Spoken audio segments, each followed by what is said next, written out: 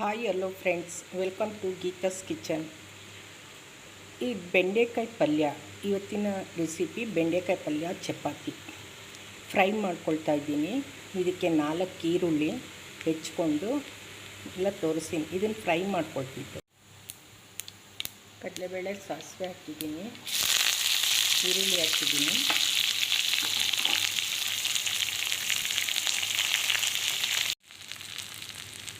ಅರ್ಧ ಸ್ಪೂನ್ ಧನಿಯಾ, ಅರ್ಧ ಸ್ಪೂನ್ ಹಸಿಮೆಣಸಿನ ಪುಡಿ, ಅರ್ಧ ಸ್ಪೂನ್ ಗರಂ ಮಸಾಲ ಪೌಡರ್ ಹಾಕಿದ್ದೀನಿ. ಉಪ್ಪು ಹಾಕ್ತೀನಿ, ಫ್ರೈ ಮಾಡ್ತೀನಿ.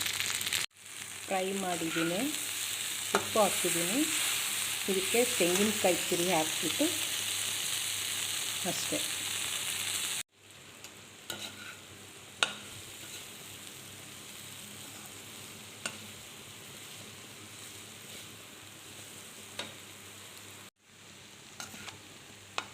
ಫ್ರೈ ಆಗಿದೆ.